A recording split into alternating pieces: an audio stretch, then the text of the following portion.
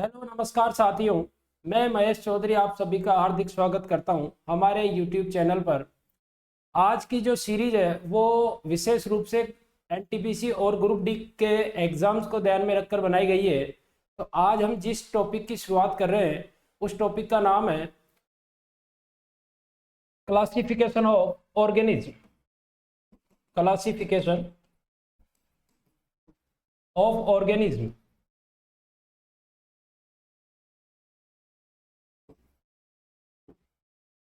जीवों का वर्गीकरण, ये टॉपिक आपके सिलेबस में मेंशन किया गया है।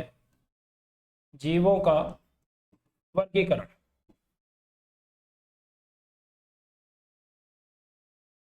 इस टॉपिक में जो विशेष रूप से हम जो जानेंगे वो ये है कि इस पृथ्वी पर पाए जाने वाले जितने भी जीव हैं उन जीवों का वर्गीकरण कैसे किया गया है।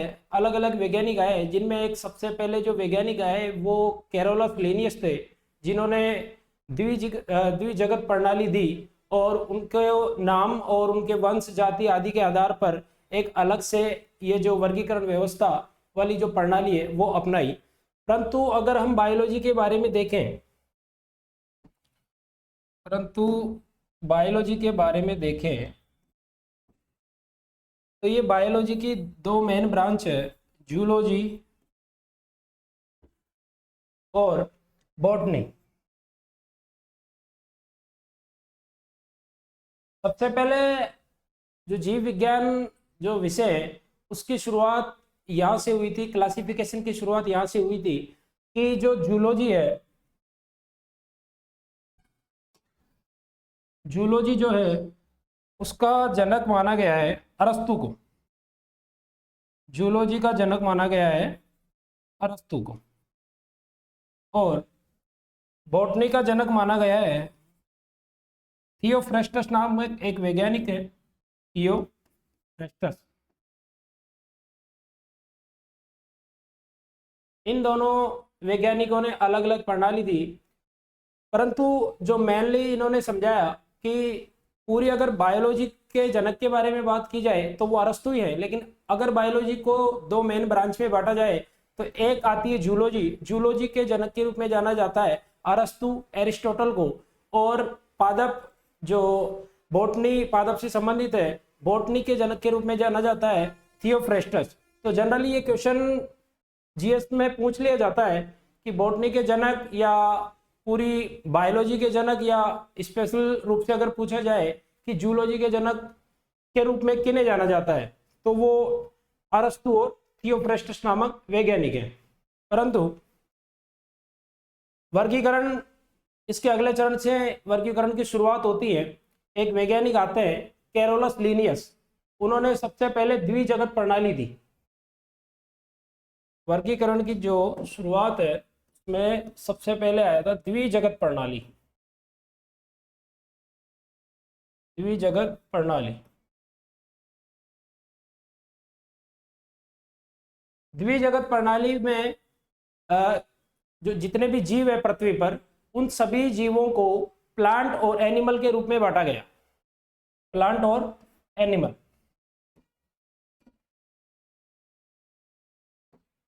प्लांट और एनिमल, प्लांट और एनिमल। और ये जो द्विजगत प्रणाली है उसको देने वाले वैज्ञानिक का नाम है लिनियस, कैरोलस लिनियस।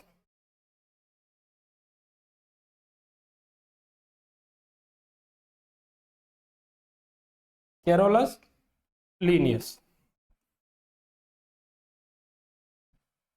द्विजगत प्रणाली मतलब दो जगत में विभाजित किया गया। संपूर्ण जितने भी जीव है पृथ्वी पर पाए जाने वाले उनको दो जगत में विभाजित किया गया। एक है प्लांट, जितने भी पादप है, जितने भी पेड़ पौधे हैं, सारे पेड़ पौधे, चाहे वो शैवाल हो, चाहे छोटी मोटी झाड़ियां हो, चाहे बड़े से बड़े उच्च पादप हो, कोई सा भी पादप हो, उन सबको प्लांट में रखा गया है। और जितने भी जीव जंतु हैं, जितने भी जीव जंतु है, चाहे वो छोटे हो चाहे बड़े हो, जितने भी बैक्टीरिया वायरस वगैरह सभी को सबसे पहले तो एनिमल में ही रखा गया था। सबसे पहले एनिमल में ही रखा गया था। और जितने भी प्रकार के पादप है, चाहे झाड़ी हो, चाहे वृक्ष हो, चाहे बड़े वृक्ष हो, चाहे छोटे वृक्ष हो, चाहे शैवाल हो, सभी को किस में रखा गया है? प्लांट में रखा गया। इसके बाद धीरे धीरे समय के साथ और विभाजन होता है, समय के साथ और वैज्ञानिक आते हैं और इनको आगे वर्गीकृत करने का प्रयास करते हैं। जैसे त्रिजगत प्रणाली सिस्टम आया, फिर त्रिजगत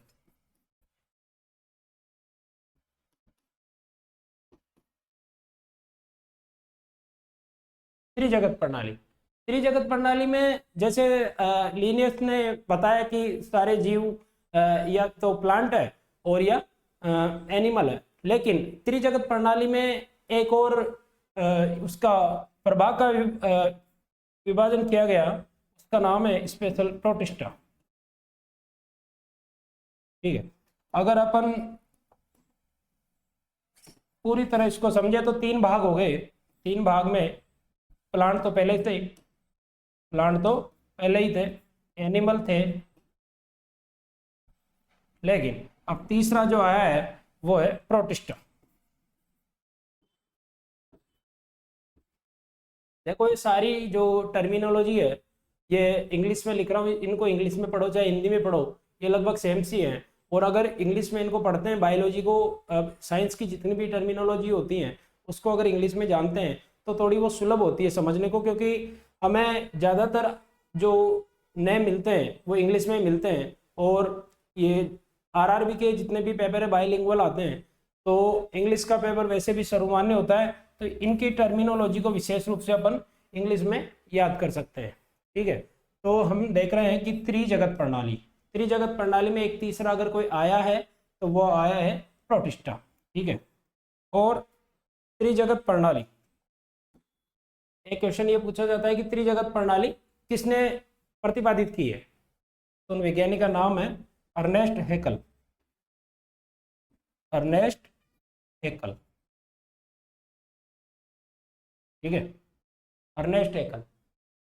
द्विजगत प्रणाली को प्रतिपादित करने वाले वैज्ञानिक थे कैरोलस लीनियस, और त्रिजगत प्रणाली को प्रतिपादित करने वाले वैज्ञानिक थे अर्नेस्ट हैकल। उन्होंने स्पेशल प्रोटिस्टा के बारे में समझाया। और प्रोटिस्टा आप जानते हैं क्या होता है? प्रोटिस्टा में वो सारे जीव आते हैं जो एक कोशिकीय होते हैं, एक कोशिकीय होते हैं, यानी कि यूनिसेलुलर होते हैं। एक कोशिकीय जो जीव होते हैं और स्वकोशिकीय होते हैं, यूग्लिना, प्रोटोजोआ वगैरह, इनके बारे में और आगे विस्तृत रूप से जानेंगे, तो वो सब किस में आते हैं? प्रोटिस्टा में आते हैं। इसी प्रकार धीरे धीरे फिर और वैज्ञानिक आए और उन्होंने फिर आगे वर्गीकरण प्रणाली को आगे बढ़ाया, और उसके बाद में आती है चार जगत प्रणाली। चार जगत प्रणाली, चार जगत प्रणाली में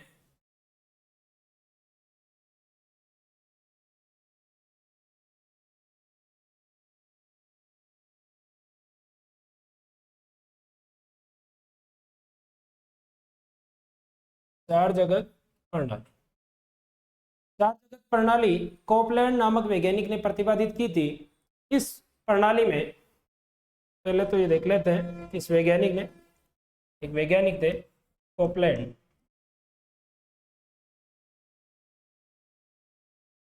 कोपलैंड नामक एक वैज्ञानिक थे, उन्होंने प्रतिपादित की थी। तो इसमें जो मुख्य रूप से चौथे नंबर का जो लिया गया है, चौथे नंबर का जो लिया गया है प्रणाली में, देख एनिमल पहले से थे, प्लांट पहले से थे, हमने त्रिजगत के रूप में प्रोटिस्टा ले लिया, प्रोटिस्टा ले लिया। लेकिन चौथे नंबर पर चार जगत प्रणाली में जो फोर्थ नंबर का है वो कौन आया है? तो फोर्थ नंबर का जो जगत आया है वो कौन आया है? मोनेरा।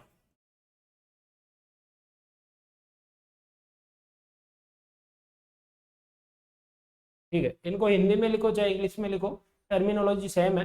मोनेरा, जिसमें जितने भी पृथ्वी पर पाए जाने वाले जितने भी बैक्टीरिया है, वो सारे सूक्ष्म जीव जो बैक्टीरिया हैं, वो सारे के सारे बैक्टीरिया किस में आते हैं? वो मोनेरा में आते हैं। तो ये मोनेरा इसमें चार जगत प्रणाली में आने वाला नया जगत है। ठीक है, और इसके बारे में मुख्यतः क्वेश्चन पूछ लिया जाता है कि ये जो चार जगत प्रणाली है ये किस वैज्ञानिक ने प्रतिपादित की थी?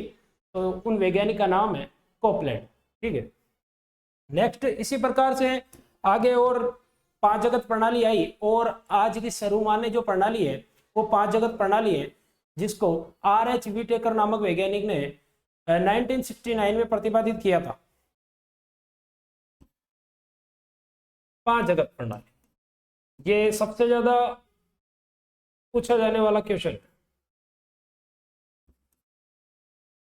5 जगत प्रणाली,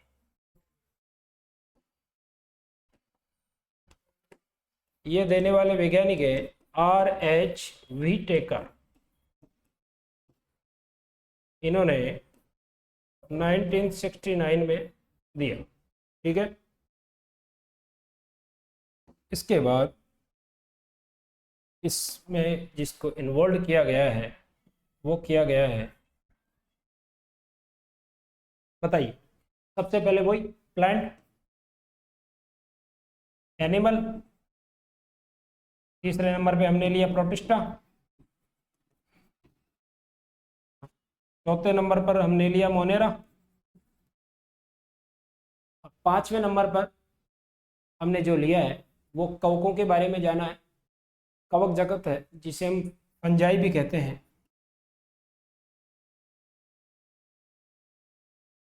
या कवक, कवक जगत को 5वें नंबर पर लिया है, और ये पूर्ण रूप से जो समर्पित है वो R.H. व्हिटेकर साहब को है। इन इन वैज्ञानिक ने ये जो प्रणाली दी वो आज की सर्वमान्य प्रणाली है, जिसे पूरा संसार और साइंस का जितना भी जो भी पूरा जगत है इस संसार में वो सारा इस चीज़ को फॉलो करता है। और 5 जगत में बांटने के बाद आज पृथ्वी पर जितने भी जीव है उनका हम अध्ययन कर पा रहे हैं। जैसे कि आज अगर कोई कहता है कि बैक्टीरिया बताइए, बैक्टीरिया के बारे में जानना है, तो हम क्या करेंगे? तो बैक्टीरिया के बारे में जानना है तो सबसे पहले अपन मोनेरा जगत के बारे में अध्ययन करते हैं। फिर मोनेरा के बारे में नीचे नीचे जो प्रणाली है जगत के बाद में जो आता है वो सारी प्रणाली जो जगत से लेके स्पीसीज यानी जाति तक चलते हैं, जिसमें बीच में ऑर्डर, क्लास और फैमिली, जीनस और स्पीसीज आते हैं। उनको मद्देनजर रखते हुए अध्ययन करते हुए चलते हैं, तो हमें मोनेरा या मतलब बैक्टीरिया के बारे में संपूर्ण जो ज्ञान है वो प्राप्त हो सकता है। ठीक है, तो ये प्रणालियाँ इस तरीके से काम आती हैं। बहुत सारे स्टूडेंट्स पूछते हैं कि इनका मतलब क्या है या इनका जो प्रतिपादित करने का सेंस क्या है। तो मैं बता दूं कि अगर आगे डेप्थ में अगर जब भी किसी जीव के बारे में अध्ययन करना होता है तो वो इन प्रणालियों को फॉलो करते हुए, इनको अनुसरण करते हुए वो उस डेप्थ नॉलेज में पहुंच सकता है। ठीक है, तो हमने 5 जगत प्रणाली के बारे में जाना। सबसे पहले देखा हमने द्विजगत प्रणाली, जो कैरोलस लीनियस जो द्विनाम पद्धति के जनक भी माने जाते हैं, उन्होंने ये प्रणाली दी। उसमें जितने भी जीव है पृथ्वी के उन सभी को सिर्फ और सिर्फ 2 ही चीज़ों में बांटा गया, एक तो प्लांट यानी कि पादप और एक एनिमल यानी कि जंतु। लेकिन धीरे धीरे वर्गीकरण आगे बढ़ा, नए नए वैज्ञानिक आए और उन वैज्ञानिकों ने धीरे धीरे उस प्रणाली को आगे बढ़ाया। आगे बढ़ाने के साथ साथ जैसे कि हमने देखा त्रिजगत प्रणाली, तो त्रिजगत प्रणाली में जो तीसरा जगत लिया गया वो है प्रोटिस्टा, जिसमें एक कोशिकीय आते हैं, एक कोशिकीय जीव आते हैं। स्वकोशी भी वो होते हैं जिसमें जैसे प्रोटोजोआ हो गए, पैरामीशियम हो गया, अमीबा, यूग्लिना, ये चीज़ें हो गई। और उसके बाद 4 जगत प्रणाली आई। 4 जगत प्रणाली जो है कोपलैंड नामक वैज्ञानिक ने प्रतिपादित की, और इस 4 जगत प्रणाली में जो चौथा जगत हमने लिया वो है मोनेरा। मतलब जितने भी बैक्टीरिया वाला, जो भी बैक्टीरिया से संबंधित जीव है या बैक्टीरिया, जितने भी सारे बैक्टीरिया हैं उन सभी का अगर अध्ययन करना है तो किस जगत के माध्यम से करेंगे? मोनेरा जगत के माध्यम से करेंगे। और इसके बाद आगे 5 जगत प्रणाली आती है जिसको सर्वमान्य रूप से आज फॉलो किया जाता है, सभी के द्वारा उसका अनुसरण किया जाता है। उन वैज्ञानिक का नाम है R.H. व्हिटेकर। 1969 में इन्होंने ये प्रणाली दी। जैसे कि 5वां जगत है, तो वो जगत है इन्होंने जो लिया है वो है कवक यानी कि फंजाई। तो कवक जगत के रूप में कंप्लीट करते हैं 5 जगत प्रणाली को। नेक्स्ट इसके बाद में अगर चलते हैं तो देखिए इनके बारे में अगर थोड़ा सा विशेष रूप से इनको थोड़ा और विस्तृत रूप में जाने तो सबसे पहले लेते हैं जैसे मोनेरा।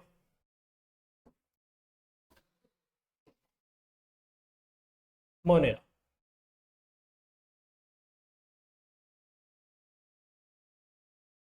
मोनेरा इस मोनेरा जगत के बारे में जानेंगे तो सबसे पहले इसकी विशेषता है जितने भी बैक्टीरिया हैं पृथ्वी पर पाए जाने वाले वो सब किसके अंदर इंक्लूड है, सभी बैक्टीरिया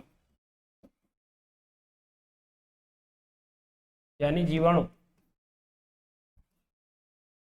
सभी बैक्टीरिया सम्मिलित है। ठीक है,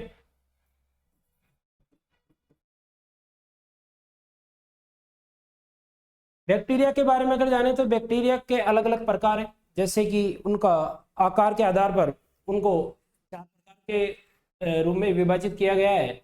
और यदि बैक्टीरिया को 2 प्रकार के रूप में देखें तो वो उनकी प्रकृति है। तो सबसे पहले अपन देख लेते हैं आकार के आधार पर। आकार के आधार पर,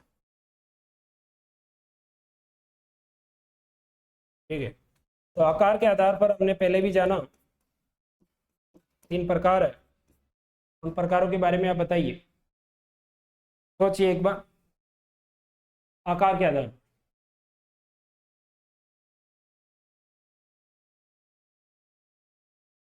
बहुत दिनों से पढ़ते आ रहे हैं इस चीज को। विब्रियो,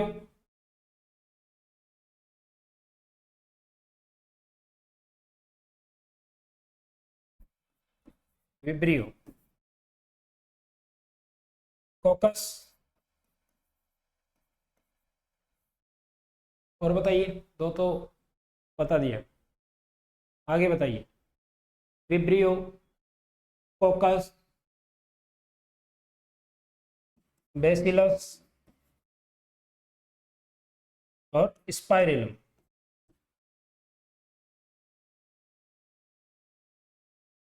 बेसिलस जो होते हैं वो छड़ाकार होते हैं। कैसे होते हैं? छड़ाकार, यानी कि छड़ के आकार के। स्पाइरल जो स्प्रिंग की तरह होते हैं, यानी कि ऐसे, और ये छड़ाकार जो होते हैं ये ऐसे बिल्कुल। ठीक है, इसके बाद में कोकस यानी कि गोलाकार, गोलाकार।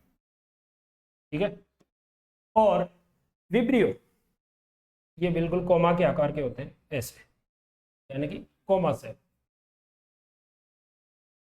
ठीक है, हिंदी में कोमा पढ़ता है, उस कोमा की तरह का जो आकार लिए होता है वो बैक्टीरिया होता है विब्रियो। तो ये 4 प्रकार जो हैं ये आकार के आधार पर है। ये किसके आधार पर है? आकार के आधार पर। ठीक है, अगर बैक्टीरिया के बारे में आगे जाने, बैक्टीरिया के बारे में आगे जाने तो बैक्टीरिया 2 प्रकार के होते हैं। बैक्टीरिया यानी कि ये जो जीवाणु है ये कितने प्रकार के होते हैं? 2 प्रकार। एक होता है इनमें यू बैक्टीरिया और एक होता है आर्की बैक्टीरिया। आर्की बैक्टीरिया, ठीक है। आर्की बैक्टीरिया यानी कि जो आद्य जीवाणु है, इनको आद्य जीवाणु भी कहा गया है। आद्य जीवाणु यानी कि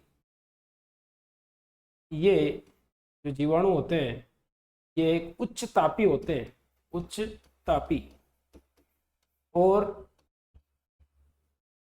विकट परिस्थितियों में भी ये जीवित रह पाते हैं। विकट परिस्थितियों में भी, विकट परिस्थितियों में भी ये क्या रह पाते हैं? जीवित रह पाते हैं। मतलब ये इनकी कैपेसिटी है।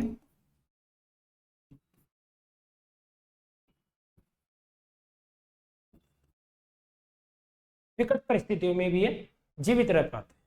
और यूबैक्टीरिया जो होते हैं, ये यूबैक्टीरिया जो होते हैं ये बाकी के और बैक्टीरिया होते हैं जितने भी आप देखते हुए, बेसिलस वगैरह, कोकाई वगैरह, जितने भी बैक्टीरिया होते हैं वो सब कैसे होते हैं? यूबैक्टीरिया होते हैं। तो हम जाने कि बैक्टीरिया को 4 प्रकार के रूप में अगर विभाजित किया गया है तो वो आकार के आधार पर है। आकार के आधार पर हमने देखा बेसिलस, कोकस, विब्रियो और स्पाइरिलम। और बैक्टीरिया के अगर दो प्रकार देख लें तो वो यूबैक्टीरिया है और आर्की बैक्टीरिया है। देखो आर्की बैक्टीरिया आसानी से मिलते नहीं है। आर्की बैक्टीरिया जो बहुत गर्म जो झरने होते हैं या बहुत जो कोल्ड झरने होते हैं, मतलब जो बिल्कुल विकट परिस्थिति होती है, समझ रहे हो आप, सामान्य परिस्थिति से अलग हटकर जो बहुत विकट परिस्थिति होती है जहां पर जो मानव की जीवन जीने की जो संभावना है वो काफी कम हो जाती है, यानी कि वहां पर तो हम जीवित रह ही नहीं सकते। वहां भी अगर कोई जीवित रह पाता है तो वो आर्की बैक्टीरिया है, यानी कि आधे जीवाणु ये वहां पर जीवित रह पाते। तो मोनेरा के बारे में हमने बैक्टीरिया के बारे में देखा मोनेरा में, और बैक्टीरिया के शेप के आधार पर उनके प्रकार और बैक्टीरिया के अलग से जो दो प्रकार है उनके बारे में हमने जाना। और इनके आगे अगर बैक्टीरिया के बारे में और भी जाने तो बैक्टीरिया में जो कोशिका भित्ति होती है, बैक्टीरिया में जो कोशिका भित्ति होती है मतलब इनकी जो सेल वॉल होती है, सेल वॉल जो इनकी होती है वो पेप्टिडोग्लाइकेन, पेप्टिडोग्लाइकेन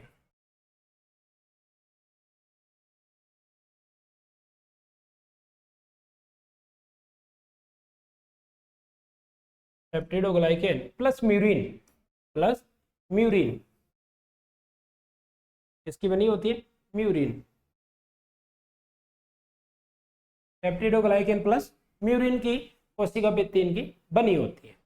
और अगर बैक्टीरिया के बारे में और जाना जाए तो ये एक तरह से तो प्रपोषी होते हैं, मनुष्य के शरीर में ये जाते हैं और उस पोषी के शरीर में जाकर अपना बीमारी फैलाने का या कोई जितने भी जो भी कार्य है वो करते हैं। लेकिन ऐसा नहीं है कि सारे बैक्टीरिया बीमारी फैलाते हैं, क्योंकि जो दही में पाए जाने वाला जो बैक्टीरिया है वो लैक्टोबैसिलस होता है, लैक्टोबैसिलस होता है। तो क्या वो बीमारी फैला रहा है? देखो सारे बैक्टीरिया सारे जीवाणु जो है हानिकारक नहीं होते हैं। बहुत सारे बैक्टीरिया होते हैं जो काम के होते हैं, जैसे इकोलाई हो गया, इकोलाई के अलावा लैक्टोबैसिलस हो गया। इकोलाई जो मनुष्य के शरीर में भी बड़ी आंत में पाया जाता है वो इकोलाई, और वही इकोलाई जिसको एक प्लाज्मिड वाहक के रूप में जो आनुवांशिक इंजीनियरिंग है, जेनेटिक इंजीनियरिंग है, बायोटेक्नोलॉजी में जिससे पढ़ते हैं, उसमें सबसे ज़्यादा अगर कोई वेक्टर काम आता है तो वो प्लाज्मिड जो काम आता है वो प्लाज्मिड इकोलाई से निकाला जाता है। ठीक है, तो सेल वॉल हमने यानी कि कोशिका भित्ति देखी, इसके बारे में क्वेश्चन पूछ लिया जाता है। कोशिका भित्ति, पेप्टिडोग्लाइकेन और म्यूरिन। अगर इसके अलावा अगर कोई क्वेश्चन बनने की संभावना होती है तो देखिए आप, क्वेश्चन एक यहाँ से भी बनता है कि उदाहरण में कुछ एक विशेष एग्जाम्पल आता है जिसको कंफ्यूजन में कई और जगत में डाल देते हैं, मतलब स्टूडेंट ही कंफ्यूजन में डालते हैं, किताबों में तो अपनी जगह पर सही लिखा हुआ है। जैसे कि बीजीए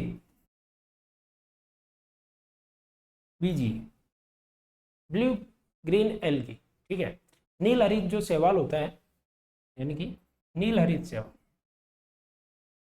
नील हरित शैवाल। कंफ्यूजन इस शैवाल नाम के पीछे है, कंफ्यूजन जो है शैवाल नाम के पीछे है। इस शैवाल को पढ़कर इसको प्लांट में डाल दिया जाता है, क्योंकि प्लांट को आगे हम जैसे क्लासिफिकेशन करेंगे प्लांट का, तो प्लांट का क्लासिफिकेशन में हम देखेंगे कि वहां पर शैवाल अलग आता है, ब्रायोफाइटा अलग आता है, टेरिडोफाइटा अलग आता है, जिम्नोस्पर्मा अलग आता है और एंजियोस्पर्मा अलग आता है। तो इस शैवाल को पढ़कर उसमें डालना नहीं है इसमें। क्यों? क्योंकि ये शैवाल की तरह दिखता है, शैवाल होता नहीं है जल्दी से। और एक और एग्जाम्पल है माइकोप्लाज्मा, माइकोप्लाज्मा, माइकोप्लाज्मा ये सबसे छोटी कोशिका होती है, सबसे छोटी क्या होती है? कोशिका होती है। और माइकोप्लाज्मा को पीपीएलओ भी कहा जाता है, पीपीएलओ। इस पीपीएलओ का अगर पूरा नाम देखें, इसकी फुल फॉर्म जाने तो वो कभी कभी पूछ ली जाती है। प्लूरोनोमोनिया, प्लूरोनिमोनिया लाइक ऑर्गेनिज्म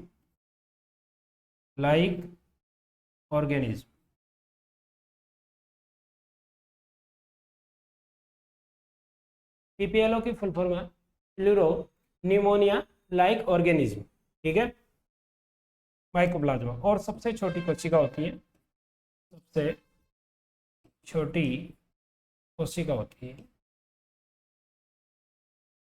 यानी कि अगर पूरे संसार में देखा जाए, या मानव शरीर की बात नहीं हो रही है कि आप स्टेबिस बोल दो कान की हड्डी, नहीं, या कोई सबसे छोटी कोशिका हुई मानव शरीर की कोई बोल दो, नहीं, हड्डी और कोशिका से ये दोनों हमारे शरीर से रिलेटेड नहीं है। ये माइकोप्लाज्मा मतलब यानी कि पूरे संसार में अगर किसी सबसे छोटी अगर सेल की बात की जाए तो वो सेल होती है माइकोप्लाज्मा, जिसे पीपीएलओ के रूप में भी दे दिया जाता है। और एक कन्फ्यूजन करने वाला होता है बीजीए, नील हरित शैवाल जो ब्लू ग्रीन एल्गी है उनके बारे में दे दिया जाता है। तो ये दोनों एग्जाम्पल किसके हैं, ये मोनेरा के, ठीक है, स्पेशली इसको ध्यान रखना है। अगर थोड़ा सा हाई लेवल के क्वेश्चन बनते हैं तो वो यहाँ से इस नॉलेज से उठाए जाते हैं, बीजीए और माइकोप्लाज्मा, ठीक है। अगर हम इसके आगे प्रोटिस्टा के बारे में बात की करें, प्रोटिस्टा के बारे में हम बात करें तो प्रोटिस्टा की विशेषताएं हैं, प्रोटिस्टा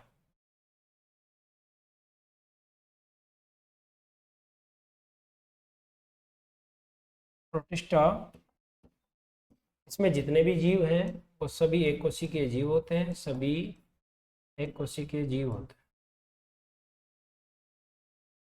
सभी एक कोशिकीय जीव होते हैं, ठीक है। प्रोटिस्टा में क्या होते हैं, सभी एक कोशिकीय जीव होते हैं। एग्जाम्पल के रूप में अगर देखें, एग्जाम्पल यूग्लिना, देखो प्रोटिस्टा में सारे प्रोटोजोआ आते हैं, यूग्लिना है, अमीबा है, ठीक है, यूग्लिना है, अमीबा है, पैरामीशियम है,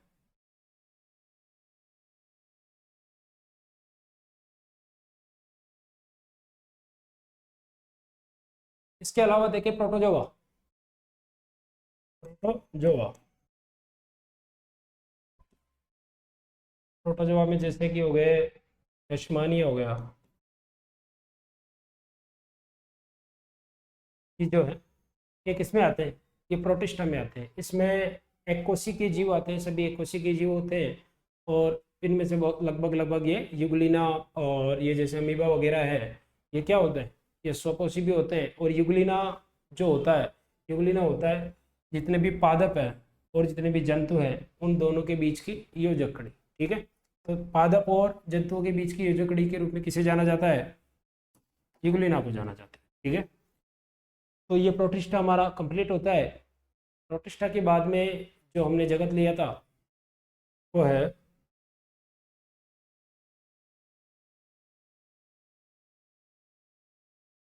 कवक जगत के बारे में।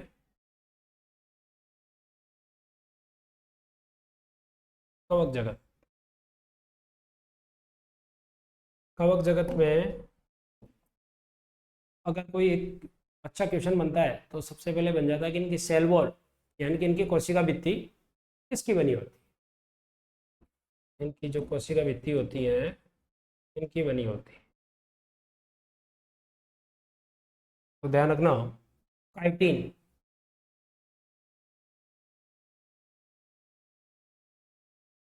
काइटिन की इनकी कोशिका भित्ति बनी होती है, ठीक है। काइटिन की इनकी कोशिका भित्ति बनी होती है। अगर एग्जाम्पल के रूप में देखें कवक के, एग्जाम्पल के रूप में देखें तो जैसे कि एगेरिकस हो गया, ठीक है। एगेरिकस के बारे बाद में जितने भी और भी होते हैं, जैसे कवक में और भी चीज़ें होती हैं, जैसे मान लो अगर माइकोराइजा लिखा आ जाता है कहीं पे तो ये कोई एक चीज़ नहीं है, सहजीवी है। और लाइकेन आ जाता है, इंपॉर्टेंट है, दोनों से अलग अलग क्वेश्चन बनते हैं इनसे, माइकोराइजा और लाइकेन। तो अगर कवक और शैवाल हो, यानी कि कवक प्लस शैवाल हो जीवन जीने में, ये दोनों क्या है, सहजीवी है। अगर कवक और शैवाल हो उसको लाइकेन कहा जाता है। आसपास के पेड़ पौधों पर आपने देखा होगा सफ़ेद सफ़ेद सा बिल्कुल, तो वो जो आवरण होता है छोटा छोटा बिल्कुल है ना, रुई के धागों की तरह जो होता है वो लाइकेन होता है। और ये लाइकेन जो होता है ये SO2 गैस के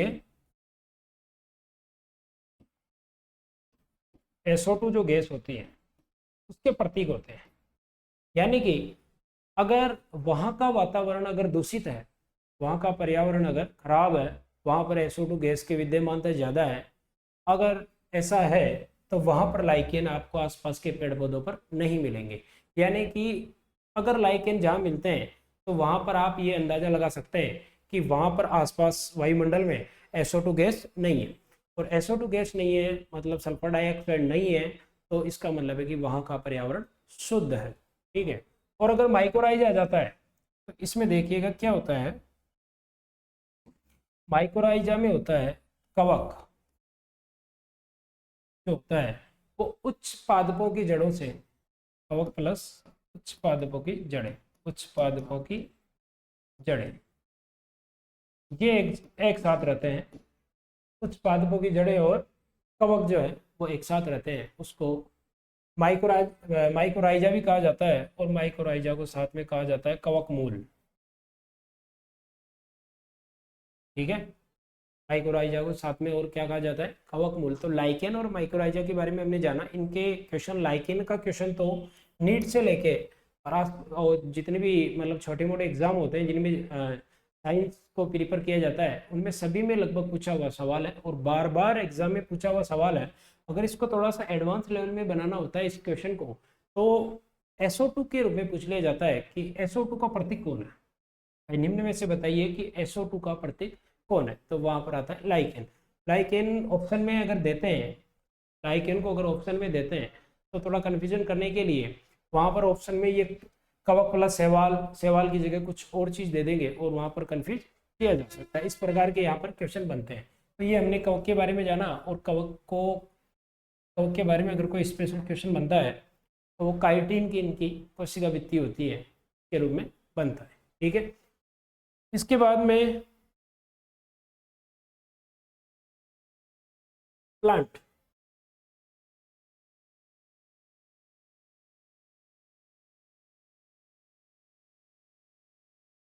ये जो प्लांट है यानी कि पादप, इनको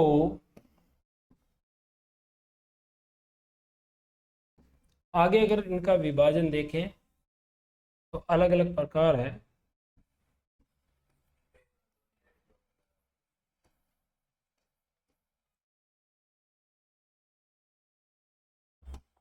सबसे पहले आता है थैलोफाइटा। थैलोफाइटा जिसमें सारे शैवाल आते हैं, जैसा कि हमने पहले में वहां पर मोनेरा में बात करी। थैलोफाइटा के बाद में आता है ब्रायोफाइटा। ब्रायोफाइटा ब्रायोफाइटा के बाद में अगर आता है तो ब्रायोफाइटा के बाद में आता है टेरिडोफाइटा। टेरिडोफाइटा और टेरिडोफाइटा के बाद में आता है जिम्नोस्पर्म।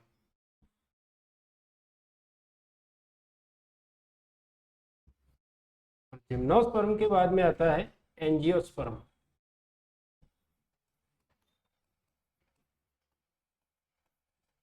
ठीक है।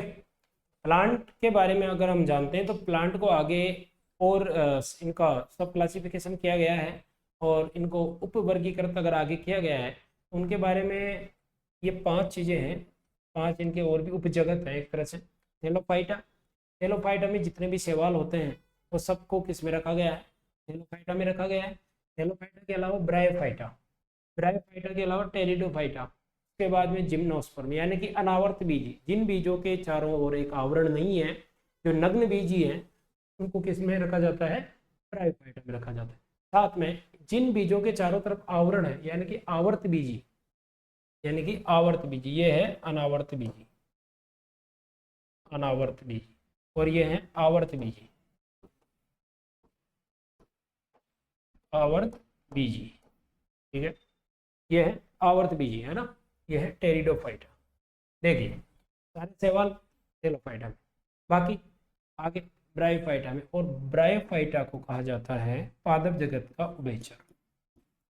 पादप जगत का उभयचर बहुत अच्छा क्वेश्चन बनता है। पादप जगत का उभयचर कहा जाता है, ठीक है। और टेरिडोफाइटा, और फिर आगे जिम्नोस्पर्म और फिर एंजियोस्पर्म, है ना। तो प्लांट के ये आगे 5 सब डिवीजन हो गए, 5 सब, इनको सब क्लासिफिकेशन इनका किया गया है। अगर अगर आगे प्लांट के बारे में जानते हैं तो इनकी जो कोशिका भित्ति होती है यानी कि सेल वॉल, इनकी जो सेल वॉल होती है, कोशिका भित्ति, इनकी जो कोशिका भित्ति होती है वो सेल्यूलोज की बनी होती है। किसकी बनी होती है?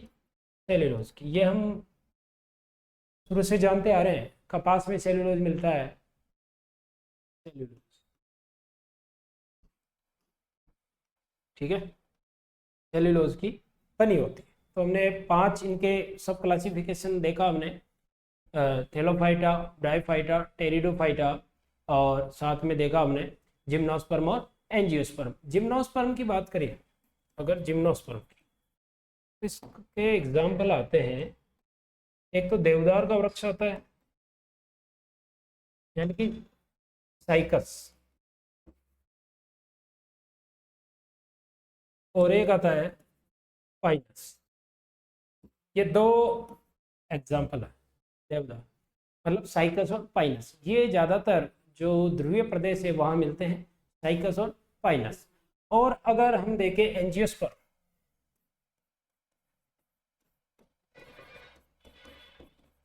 एंजियोस्पर्म के बारे में देखें तो इसमें उच्च पादप आते हैं, जो अपन जो आसपास देखते हैं ना, जैसे नीम है, बरगद है, पीपल है, ये सारे जो उच्च जो पादप होते हैं, वो सारे उच्च पादप किसमें आते हैं? एंजियोस्पर्म।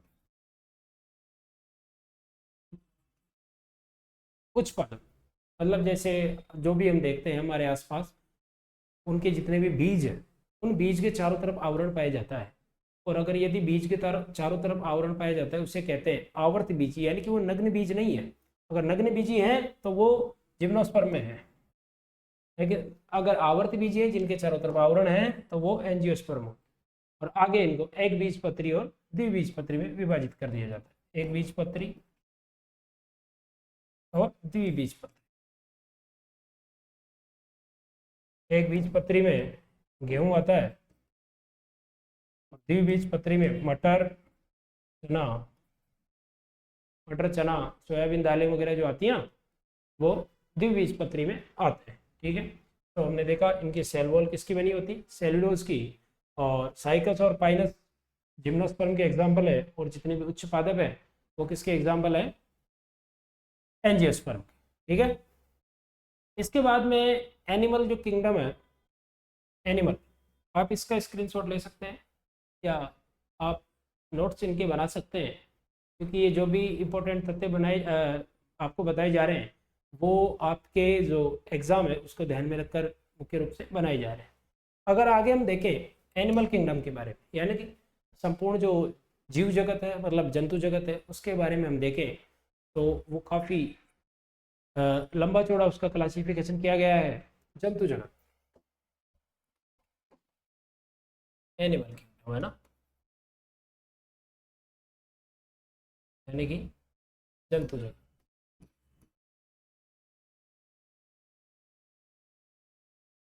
ठीक है। देखिए जंतु जगत जो होता है वो आगे जाकर अकशेरुकी और कशेरुकी, यानी वर्टिब्रेट और नॉन वर्टिब्रेट, और साथ में कोर्डेटा और नॉन कोर्डेटा में विभाजित हो जाता है। अगर कोई मतलब मुख्य रूप से इनको देखें तो जैसे कि ओरीफेरा में, ओरीफेरा, ठीक है। एक मुख्य बात आपको बता देना चाहता हूँ, जंतु जगत वैसे 2 भागों में होता है, प्रोटोजोआ। प्रोटोजोआ में हमने देख लिया, इनके एग्जाम्पल है इसका प्रोटिस्टा, ठीक है, ठीक है। और एक होता है मेटाजोआ, मेटाजोआ, ठीक है, प्रोटोजोआ और मेटाजोआ। तो मेटाजोआ में हम सभी आते हैं, सभी लगभग जितने भी जीव है वो सारे उच्च प्रकार प्रणाली के प्रकार के जो जीव है वो सभी किस में आते हैं? मेटाजोआ में। लेकिन प्रोटोजोआ में आता है प्रोटिस्टा, है ना। तो हम सारे जीव जंतु आते हैं, जो सभी जीव जंतु इसमें देखे जाते हैं मेटाजोआ, सभी जीव जंतु, है ना। आप इनको देख सकते हैं, इनको तो मिटाना पड़ेगा क्योंकि आगे फिर पोरिफेरा सिलेंट्रेटा के बारे में, इनके बारे में जानेंगे। ठीक है, प्रोटोजोआ, प्रोटिस्टा, मेटाजोआ, जो सभी लगभग जीव जंतु है। तो प्रोटिस्टा तो मतलब वो हो गए जो एक कोशिकीय है। अगर आपको आगे समझ नहीं आ रहा है तो इस बात से जरूर समझ आएगा, एक कोशिकीय जीवात। कौन सी जीवात है? एक कोशिकीय। तो उनको प्रोटिस्टा को अलग ही रख दिया गया। एक कोशिकीय जीवों की वजह से प्रोटिस्टा को अलग रखा गया है। बहुत सारों के मन में डाउट आता है कि सर फिर प्रोटिस्टा, अगर एनिमल में आप पढ़ा रहे हो तो फिर प्रोटिस्टा को अलग क्यों रखा गया है, अलग त्रिजगत में इसको क्यों शामिल किया गया है?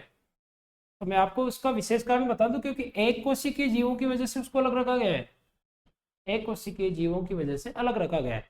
और जो मेटाजोआ में जिसमें हम बात कर रहे हैं सभी जीव जंतुओं की, तो वो मेटाजोआ जिसमें बहुकोशिकीय जीव होते हैं। तो हम सब कैसे जीव हैं? हम सब बहुकोशिकीय जीव हैं। हम सब मल्टी सेलुलर ऑर्गेनिज्म हैं। ये यूनिसेलुलर है। ठीक है, ये यूनिसेलुलर है। और हम कैसे? मल्टी सेलुलर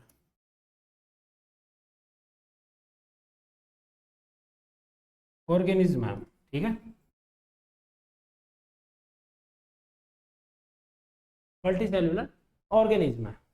ठीक है, तो हमने एनिमल में जाना है कि प्रोटोजोआ और मेटाजोआ। ठीक है, स्क्रीनशॉट आप ले सकते हैं। आगे चलते हैं कि इसी एनिमेलिया एनिमल जगत को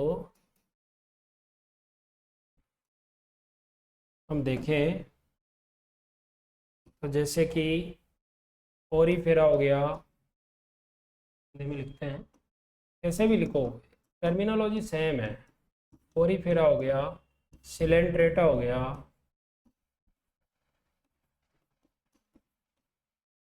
ठीक है, टीनोफोरा हो गया,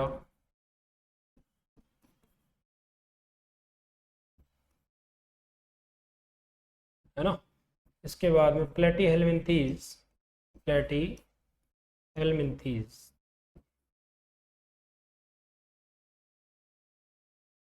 इसके बाद में एस्केलमिंथीज। प्लेटी हेलमिंथीज यानी चपटेकर्मी, एस्केलमिंथीज यानी गोलकर्मी। ठीक है, इसके बाद में एस्केलमिंथीज के बाद में हो गया एनिलिडा, आर्थ्रोपोडा,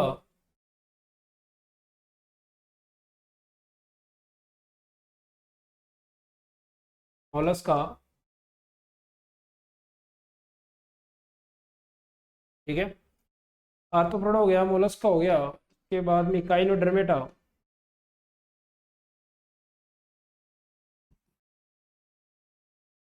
और इसके बाद में हो गया हेमिकोडेटा, और हो गया कोडेटा।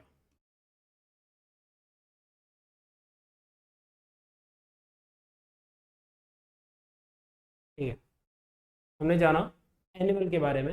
एनिमल एक मेटाजोआ होते हैं और एक प्रोटोजोआ होते हैं। प्रोटोजोआ मतलब जो एक कोशिकीय होते हैं उनको बिल्कुल, प्रोटिस्टा को हमने अलग ही रख दिया है। हम यहाँ एनिमल अगर किंगडम के बारे में बात करते हैं तो हम जो मुख्य रूप से जान पाते हैं वो जान पाते हैं इनके बारे में, मेटाजोआ के बारे में, यानी कि मल्टी सेलुलर ऑर्गेनिज्म जो होते हैं, बहुकोशिकीय जो जीव होते हैं उनके बारे में। तो इस एनिमल को देखो किस किन किन में बांटा गया है। ओरिफेरा होते हैं, ओरिफेरा होते हैं, सिलेंट्रेटा होते हैं, टीनोफोरा होते हैं, प्लेटी हेलमिंथीज होते हैं, एस्केलमिंथीज होते हैं, एनिलिडा होते हैं, और आर्थ्रोपोडा होते हैं, मोलस्का होते हैं, इकाइनोडर्मेटा होते हैं, और हेमिकोडेटा होते हैं, और कोडेटा होते हैं। ठीक है, हेमिकोडेटा था। वैसे तो हेमिकोडेटा कोडेटा और नॉन कोडेटा की इकाई है। तो मैं आपको बता दूं कि ये जो इकाइनोडर्मेटा तक है। ठीक है, ओरिफेरा, सिलेंट्रेटा, टीनोफोरा, प्लेटिहेलमिंथेज, एस्केलमिंथेज, एनिलिडा और आर्थ्रोपोडा, मोलस्क, इकाइनोडर्मेटा, ये जो है ये सभी नॉन कोडेट है। कैसे हैं? नॉन कोडेट और अकशेरुकी। ठीक है, अकशेरुकी। लेकिन ये कोडेटा है, ये कशेरुकी है। कैसा होता है? कशेरुकी होता है। तो कशेरुकी और अकशेरुकी के बारे में अगर कन्फ्यूजन हो तो देख लो। बाकी ऊपर वाले जो है नॉन कोडेटा है और अकशेरुकी। ठीक है, तो ये एनिमल के बारे में हमने आगे विभाजन इनका देखा। फिर कोडेटा में जो आ जाते हैं सारे आगे के, जैसे एम्फीबी आ जाते हैं, पीसीज आ जाते हैं। ठीक है, उनके बारे में तो आगे एक बार मतलब स्क्रीनशॉट ले लीजिए, फिर आगे चलते हैं।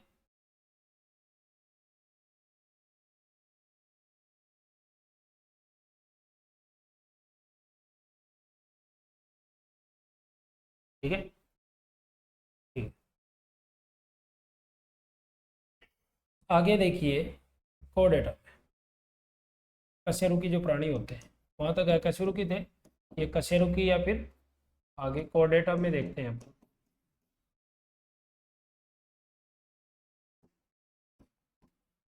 कशेरुकी या अकशेरुकी।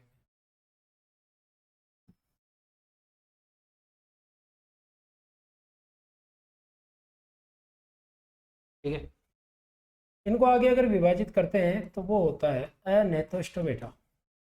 अनेथोस्टोमेटा यानी कि वो जीव जो जबड़े रहित है, जबड़े रहित है, यानी कि जिनमें जबड़े नहीं है।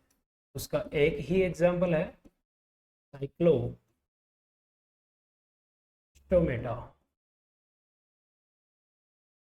ठीक है, और जिनमें जबड़े हैं उनको हम कहते हैं नेथोस्टोमेटा।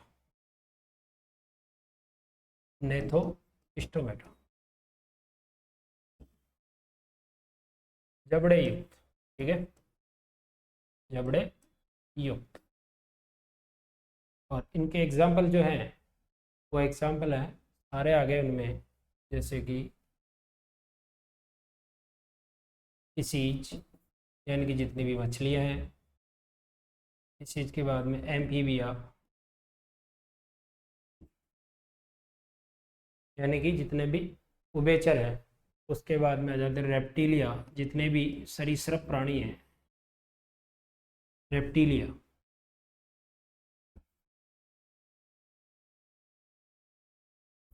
ठीक है, और रेप्टिलिया के बाद में आ जाते हैं एवीज वर्ग यानी कि पक्षी। ठीक है, और एवीज के बाद में आ जाते हैं एनिमल या मैमल्स, मैमल्स।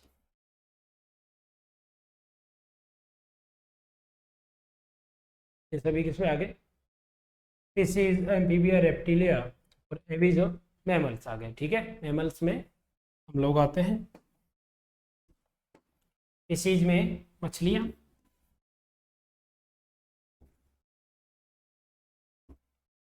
एम्फीबिया में उभयचर, रेप्टिलिया में सरीसृप, चिपकली, सांप वगैरह, एवीज में पक्षी, मैमल्स में जो स्तनधारी है वो। ब्लू व्हेल मछली जो है वो ब्लू व्हेल स्पीसीज में उसको रखा नहीं गया है, वो है मैमल्स। ठीक है, ब्लू व्हेल एग्जाम्पल ये अलग से ही दे रहा हूँ, इसको याद रखना। ब्लू व्हेल, इसको मछली मत समझिएगा, मछली नहीं है ये। ब्लू व्हेल जो है ये स्तनधारी है। ठीक है, ये बच्चे देती है। तो हमने देखा कशेरुकी में अनेथोस्टोमेटा जबड़े रहित है, यानी कि एग्जाम्पल है उनका साइक्लोस्टोमेटा। और नेथोस्टोमेटा में हमने देखा पीसीज है, एम्फीबियंस है, जितने भी उभयचर हैं जो जल में भी रहते हैं और स्थल पे भी रहते हैं। ठीक है, और साथ में देखा हमने रेप्टिलिया, जितने भी सरीसृप है, चिपकली है, जो रेंकर चलते हैं। और हमने देखा एवीज जो पक्षी वर्ग है। ठीक है, और हमने देखा मैमल्स जो स्तनधारी है। इनमें इन दोनों में तो हृदय होता है 4 कोशिका, इनमें होता है 3 कोशिका, और फिशीज में होता है 2 कोशिका। यानी कि जो हेट होता है, तो हमारा जो हेट होता है यानी हम जो मैमल और एवीज यानी कि पक्षी, इनमें 4 चैम्बर का होता है। एम्फीबियंस, रेप्टिलिया, इनमें 3 चैम्बर का होता है। और फिशीज जो होता है यानी कि मछलियाँ जो होते हैं उनमें 2 चैम्बर होते हैं, यानी कि एक नीले होता है और एक आलिंद होता है। ठीक है, तो हमने एनिमल के बारे में क्लासिफिकेशन को देख लिया है, प्लांट के बारे में हमने देख लिया है, और मतलब पूरे 5 जगत के बारे में हमने देख लिया है। ठीक है, तो आप स्क्रीनशॉट ले सकते हैं।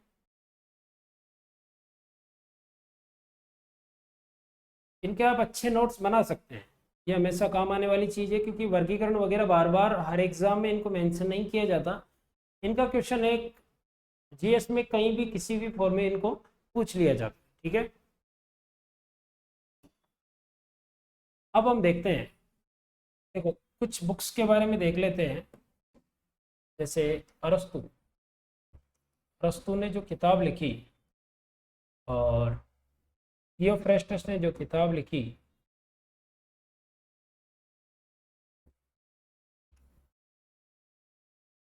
और लीनियस ने जो किताब लिखी,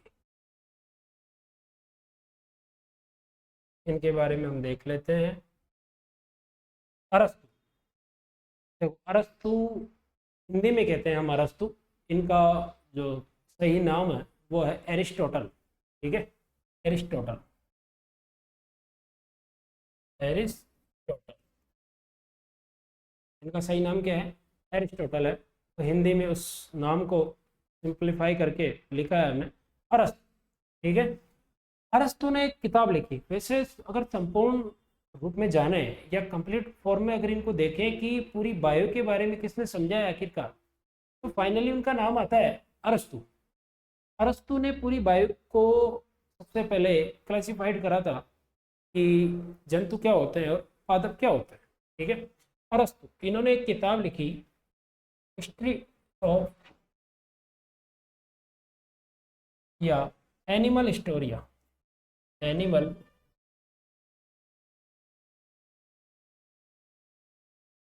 या एनिमेलिया हिस्टोरिया, एनिमेलिया हिस्टोरिया। और थियोफ्रेस्टस जो पादप जगत के हैं, उन्होंने लिखा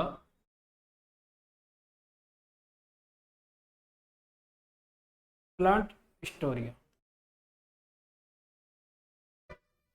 और लीनियस, इन्होंने लिखा सिस्टेमा नेचुरी, सिस्टेमा नेचुरी।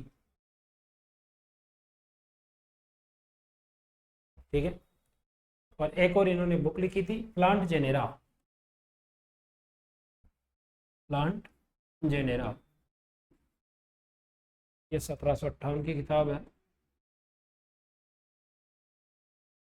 कैरोलस लीनियस जो वैज्ञानिक है, उन्होंने एक बुक के माध्यम से, अपनी बुक है सिस्टेमा नेचुरी और एक है प्लांट जेनेरा, इन बुक्स के माध्यम से 1758 में एक पद्धति दी, एक प्रणाली दी, द्विनाम जगत, द्विनाम प्रणाली। यानी कि इस पृथ्वी पर जितने भी जीव हैं उनको साइंटिफिकली या वैज्ञानिक फॉर्म में, वैज्ञानिक रूप में क्या नाम दिया जाए ताकि पूरे संसार में सेम हो।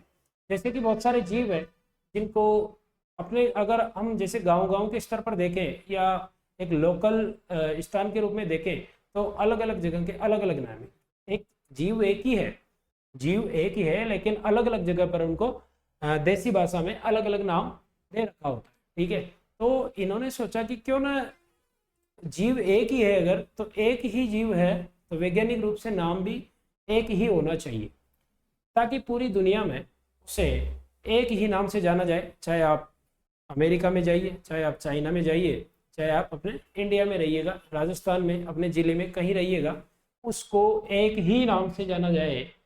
उस एक पर्टिकुलर जीव का एक पर्टिकुलर वैज्ञानिक नाम भी होना चाहिए।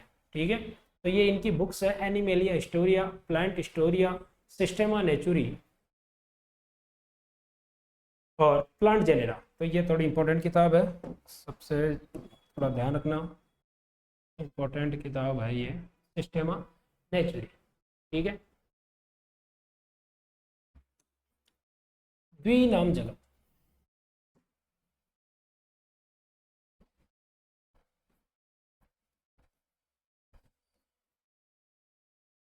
द्विनाम जगत। या पहले, इससे भी पहले हम एक चीज जानते हैं कि देखो कैसे जीवों को ऊपर से नीचे विभाजित किया जाता है। जगत, फिर उनके वर्ग। ठीक है, तो वर्गीकरण है, जैसे वर्गीकरण कैसे किया जाता है।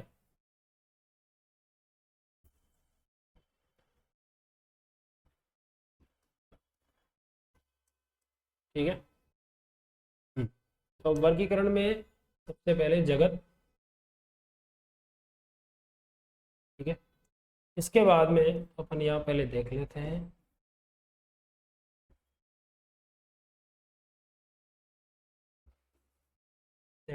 सबसे पहले किंगडम यानी जगत, उसके बाद में प्रभाग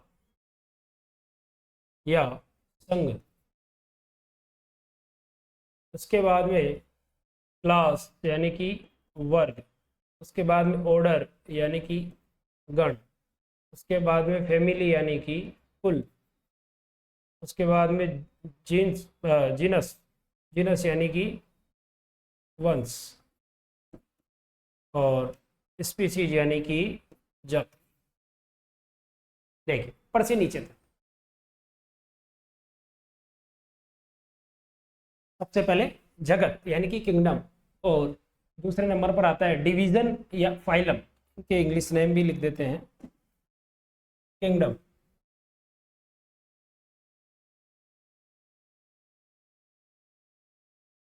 और यहाँ देखना डिवीजन और फाइलम, यहाँ थोड़ी एक चीज़ समझने की है, वो ये है कि ये जो डिवीजन आता है यानी कि प्रभाग आता है, ये पादपों के लिए है और जंतुओं के लिए है संघ यानी कि फाइलम।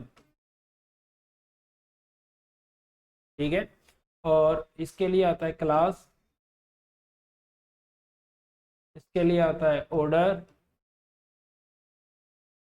फैमिली, जीनस और स्पीसीज। ठीक है, ये आप इसको इम्पोर्टेंट लगा लीजिएगा, ये तो बहुत ज़रूरी है सीखना। यानी कि सबसे पहले जगत, जगत में बांटेंगे सबसे पहले, जैसे कि पादप जगत और जंतु जगत में हमने बांटा, तो उस जगत के बाद में हम चलते हैं कि ये किस संघ का है। जैसे कि पिछली स्लाइड में हमने जाना, देखिएगा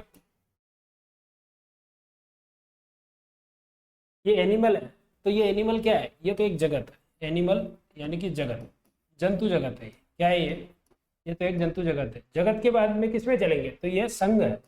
इसीलिए हमने कहा ना कि संघ किसके लिए, संघ किसके लिए, संघ यानी फाइलम, फाइलम किसके लिए, जंतुओं के लिए। अगर पादपों को आगे विभाजित करना है जगत के नीचे, तो वहां पर संघ नहीं लिखना है, वहां पर प्रभाग लिखना है। ठीक है, तो यहाँ पर हमने क्या लिखा, संघ यानी कि जगत है, जगत के बाद में संघ में चलते हैं। संघ के बाद में हम चलते हैं वर्ग पर, ये किस वर्ग का जीव है, या किस वर्ग का जंतु है। ठीक है, वर्ग के बाद में हम उनका उसका गण देखते हैं कि किस गण का है ना। गण के बाद में हम देखते हैं कि उसका कुल क्या है, कुल के बाद में हम देखते हैं कि इसका वंश क्या है, और वंश के बाद में देखते हैं ये किस जाति का है। ये है टेक्सोनोमी। इस पूरी टेक्सोनोमी को, यानी कि इस जो पूरी वर्गीकी है, इस पूरी जो वर्गीकी है,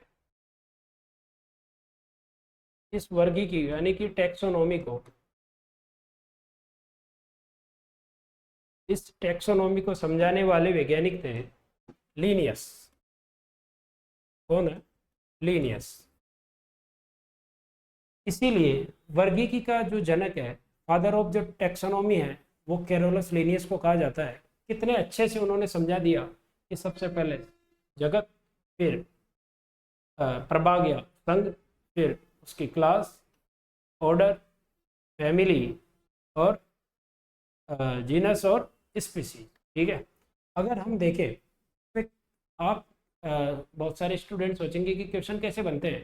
तो देखो जो क्वेश्चन बनते हैं वो ऐसे हैं कि अगर एक क्वेश्चन बनता है जनरली, तो आगे स्लाइड पे हम जानेंगे, आप इसका स्क्रीनशॉट ले लीजिए पहले। ठीक है, देखिए क्वेश्चन कैसे बनता है। क्वेश्चन बनता है कि वर्गीकी की इकाई क्या है। बहुत अच्छा क्वेश्चन बनता है कि इस पूरी जो टैक्सोनॉमी जो पद्धति है वर्गीकी की इकाई, तो वर्गीकी की इकाई कहते हैं जाति, यानी कि स्पीसीज को। वर्गीकी की इकाई किसे कहते हैं? स्पीसीज को, यानी कि जाति को कहते हैं। अब बहुत सारी बार मतलब क्वेश्चन बना लिए जाते हैं कि इसका वंश क्या है, इसका गण क्या है, या इसकी जाति क्या है। तो जैसे वैज्ञानिक नाम है, तो वैज्ञानिक नाम के रूप में हम देखें तो एक प्रणाली आती है द्विजगत प्रणाली या द्विनाम प्रणाली। द्विजगत तो पहले पढ़ चुके हैं, द्विनाम प्रणाली, ठीक है। द्विनाम प्रणाली है, इस द्विनाम प्रणाली को देने वाले वैज्ञानिक हैं लीनियस। इसका प्रतिपादन किसने किया? किसने किया है?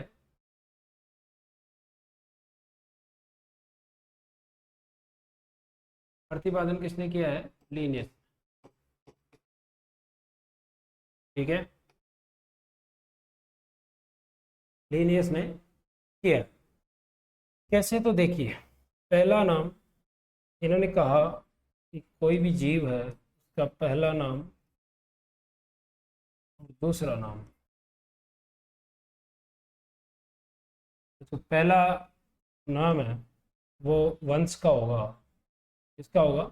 वंश का। और दूसरा नाम किसका होगा? जाति का होना। पहला वंश का और दूसरा जाति का। वर्गीकरण में भी हमने देखा कि वंश ऊपर आता है और जाति नीचे आती है, ठीक है। तो वंश कैपिटल लेटर में होना चाहिए, बड़े अक्षर में, और जाति छोटे अक्षर में। यानी कि शुरुआत होनी चाहिए बड़े अक्षर से, किसकी? वंश की, और जाति की छोटे अक्षर से। और इटालियन पद्धति में लिखी जानी चाहिए, यानी इटालियन फॉर्मेट, इटालियन फॉर्मेट होना चाहिए। इटालियन फॉर्मेट यानी तिरछे अक्षर होने चाहिए, इटैलिक होनी चाहिए ना। जैसे हम देखते हैं ना, टाइपिंग करते टाइम देखते हैं, इटैलिक होने चाहिए। इटैलिक यानी कि तिरछे, यानी कि तिरछे। और साथ में अंडरलाइन भी होनी चाहिए। साथ में क्या होनी चाहिए? अंडरलाइन भी होनी चाहिए, ठीक है। तिरछे होने चाहिए, इटैलिक होने चाहिए, इटैलिक पद्धति में होनी चाहिए, और अंडरलाइन भी होनी चाहिए। तो ये द्विनाम प्रणाली देने वाले वैज्ञानिक है लीनियस, ठीक है। और लीनियस ने कहा कि पहला जो नाम है वो वंश का होना चाहिए और दूसरा जाति का होना चाहिए, और वो सभी इटैलिक फॉर्म में होने चाहिए, यानी कि थोड़े तिरछे होने चाहिए, है ना। जैसे कि हम उदाहरण के रूप में जानते हैं, आगे जाने किसी का भी नाम ले लेते हैं, जैसे मनुष्य का ही नाम ले लेते हैं। मनुष्य का वैज्ञानिक नाम है ना, तो मनुष्य का वैज्ञानिक नाम है होमो सेपियंस।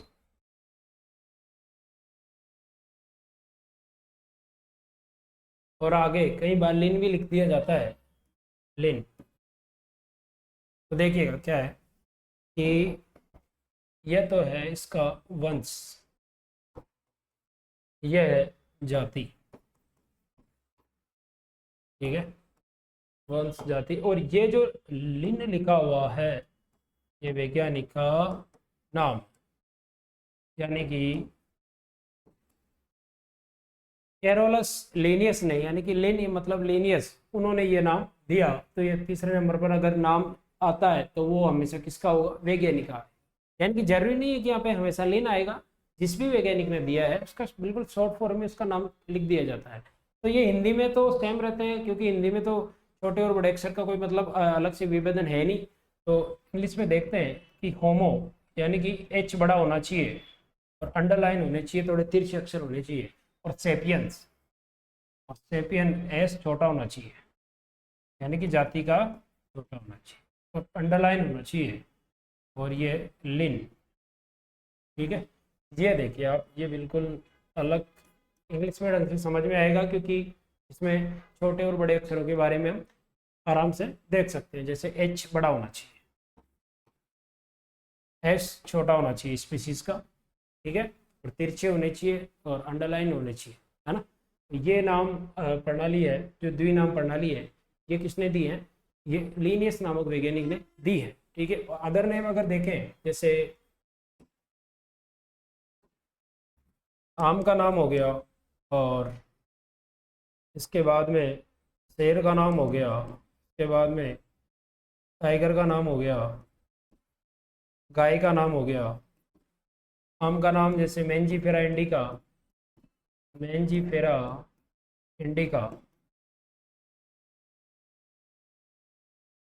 ठीक है, शेर का पैंथरा लियो, पैंथरा लियो, टाइगर का पैंथरा टाइग्रिस, पैंथरा टाइग्रिस।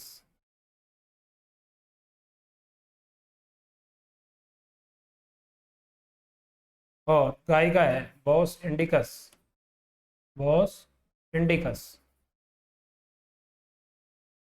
इसके बाद में जैसे कि हम देखें आलू का,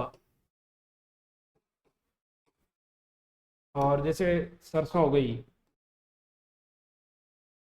और इसके बाद में मटर हो गया, ये आप खुद इनके बारे में ट्राई करेंगे HW के रूप में। ठीक है, HW के रूप में करेंगे, क्या बताना पड़ेगा? मटर का आपने सुना है बहुत बार मेंडल के नियमों में। मेंडल ने एक मटर के ऊपर तो सारी आनुवंशिकी बता दी, सारी आनुवंशिकी के बारे में सब कुछ एक्सप्लेन कर दिया मटर के पौधे को लेकर, पाइसम सेटाइवम को लेकर। सरसों, सरसों अधिकतर विद्यार्थी ग्रामीण परिवेश से आते हैं, सरसों का नाम। साथ में गेहूं, आलू, इनके वैज्ञानिक नाम के बारे में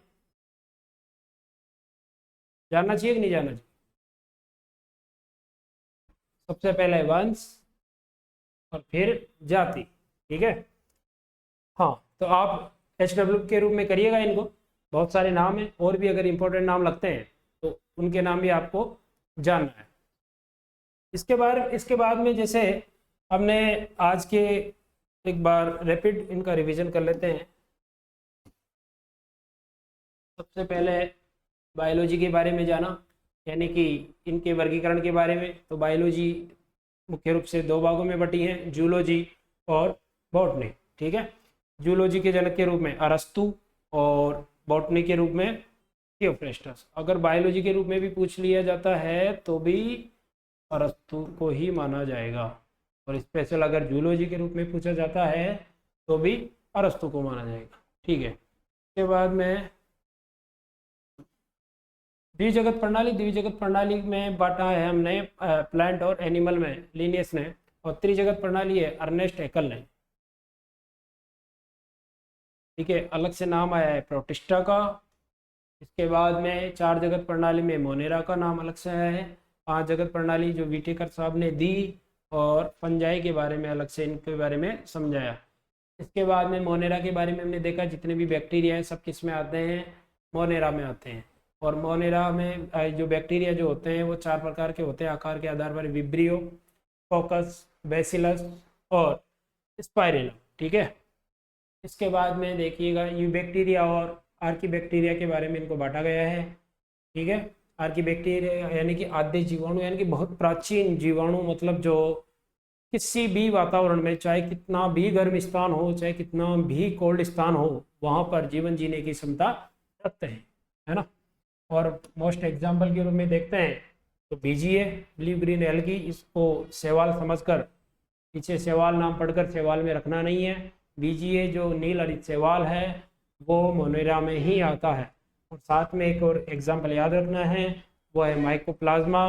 माइकोप्लाज्मा यानी कि PPLO, प्लीरोनिमोनिया लाइक ऑर्गेनिज्म। ठीक है, इसके बाद में नेक्स्ट अगर चलते हैं प्रोटिस्टा। प्रोटिस्टा में मुख्य रूप से याद रखना है यूग्लिना, अमीबा, पैरामीशियम, लेशमानिया, प्रोटोजोआ। वैसे तो इनको जंतु जगत में हम रख सकते थे, लेकिन एक कोशिकीय जीवों की वजह से भी इनको थोड़ा अलग रखा गया है। ठीक है, और अदर कोई और भी रीज़न है? कवक जगत के बारे में, एगेरिकस कवक, मतलब एग्जाम्पल है, पूरे एग्जाम्पल नहीं है, मोस्टली जो एग्जाम्पल है समझाने का प्रयास किया है। माइकोराइजा, लाइकेन, लाइकेन के बारे में जहाँ पर कवक और शैवाल की जोड़ी हो, यानी कि सफेद सफेद जो छोटा मोटा आवरण होता है पेड़ के ऊपर, जो SO2 जैसी प्रदूषित गैस का प्रतीक होता है, यानी कि जहाँ पर वो है वहाँ पर वो SO2 गैस एब्सेंट रहेगी। ठीक है। साथ में देखिए प्लांट फादर हेलोफाइटा, ब्रायोफाइटा, टेरिडोफाइटा, जिम्नोस्पर्म और एंजियोस्पर्म के रूप में विभाजित किया गया है। साथ में नेक्स्ट में देखते हैं सेलुलोज की इनकी क्या होती है, कोशिका भित्ति होती है। जिम्नोस्पर्म में साइकस और पाइनस आते हैं, ये बिल्कुल ध्रुवीय प्रदेश में बर्फीले स्थानों में पाए जाते हैं, है ना। और साथ में एंजियोस्पर्म मतलब जो उच्च पादप होते हैं, आवर्त बीजी होते हैं, जिनके चारों तरफ बीजों का आवरण होता है। एक बीजपत्री यानी कि गेहूं और द्विबीजपत्री यानी कि मटर और चना। ठीक है। नेक्स्ट देखिए एनिमल यानी जंतु जगत, जिसको प्रोटोजोआ में मतलब प्रोटिस्टा अलग हो गया, और मेटाजोआ में सभी जीव जंतु है जो बहुकोशिकीय जीव होते हैं, उनको बांटा गया है। इसके बाद में एनिमेलिया के बाद में एनिमेलिया जगत के बाद में हम संघ में बांटते हैं। वो संघों का जो नाम है वो porifera, coelenterata, ctenophora, platyhelminthes, aschelminthes, annelida, arthropoda, mollusca, echinodermata, hemichordata और कोडेटा। इसके बाद में एनेथोस्टोमेटा यानी कि जबड़े रहित। एनेथोस्टोमेटा में आता है एग्जाम्पल साइक्लोस्टोमेटा, और बाकी की जो होते हैं वो नेथोस्टोमेटा होते हैं, यानी कि जिनमें जबड़े होते हैं, और वो सभी जबड़े वाले जो जीव है वो है मतलब जिनमें पिसीज है, सारी मछलियों में जबड़े हैं। साथ में एम्फीबिया है, रेप्टिलिया है, एवीज है, मैमल्स है, यानी कि मैमल्स में ब्लू व्हेल का ध्यान रखना है, हम सभी तो है ही है। स्तनधारी जो स्वयं अपनी तरह बच्चे पैदा करते हैं वो स्तनधारी होते हैं। ठीक है। इसके बाद में अरस्तु की एक बुक है एनिमेलिया हिस्टोरिया, थियोफ्रेस्टस की बुक है प्लांट हिस्टोरिया, और सिस्टेमा नेचुरी जो है लिनियस आपकी है। के बाद में लिनियस ने जो बांटा है वो इस तरीके से बांटा है कि सबसे पहले जगत को रखा, फिर संघ को या प्रभाग को रखा, फिर वर्ग को रखा, फिर गण को रखा, कुल को रखा, वंश को रखा, जाति को रखा। ठीक है। वर्ग की इकाई जो है वो है जाति। और द्विनाम प्रणाली के बारे में विशेष रूप से आपको ध्यान रखना है। प्रतिपादन किसने किया है? लिनियस ने। पहला नाम वंश का, दूसरा नाम जाति का। वंश का नाम कैपिटल लेटर से इसकी शुरुआत होनी चाहिए, और साथ में जाति का जो नाम है उस जाति की शुरुआत होनी चाहिए स्मॉल लेटर से। ठीक है। इंग्लिश में उनका पता चलता है। और इटैलिक फॉर्मेट में इनको लिखा जाता है। इटैलिक फॉर्मेट यानी थोड़े तिरछे होते हैं, अंडरलाइन होते हैं। कभी जैसे MS वर्ड या पावर पॉइंट वगैरह वर्ड चलाते हैं, उसमें देखने को मिलता है कि बोल्ड है, फिर आई आता है, इटैलिक आता है, फिर यू आता है, तो BIU ये तीन मिलते हैं वहाँ पर, BI और U मिलते हैं ना। यानी कि बोल्ड करना है आपको, इटैलिक करना है यानी तिरछे करना है, साथ में अंडरलाइन भी करना है, तो उन पर क्लिक कर दीजिए। साथ में आता है थोड़े बहुत जीवों के हमने नाम देखने की कोशिश करी है, वैज्ञानिक नाम जो पूरे संसार में सर्वत्र यूनिवर्सल सेम फॉर्म में होते हैं, मतलब एक रूप के होते हैं, कहीं भी जाओ। ठीक है। तो होमोसेपियंस, तो होमोसेपियंस में होमो कौन है? वंश है अपना, जाति क्या है? सेपियंस है, वैज्ञानिक जिन्होंने दिया है वो लिन है। बाकी में mangifera indica, panthera leo, panthera tigris, bos indicus वगैरह के बारे में हमने जाना है। आपको करके लाना है मटर, सरसों और आलू के बारे में। ठीक है। तो यहाँ तक हमारी क्लास थी, और ये मुख्यतः RRB जो NTPC और ग्रुप D है उसका एक अलग से पर्टिकुलर दिया हुआ टॉपिक है। तो यहाँ से आपके बहुत सारे क्वेश्चन बनने की संभावना होती है। तो ऐसे ही सपोर्ट करते रहिएगा, और बिल्कुल एक अच्छी शुरुआत हम जो कर रहे हैं वो आपके लिए एक बेहतर साबित हो, ऐसी हम आप सभी लोगों से आशा करते हैं। साथ में लाइक, सब्सक्राइब और शेयर कीजिएगा, ताकि हम और आगे से अच्छे videos, particular videos, 1 class 1 topic के वीडियोस बनाते रहें। जय हिंद।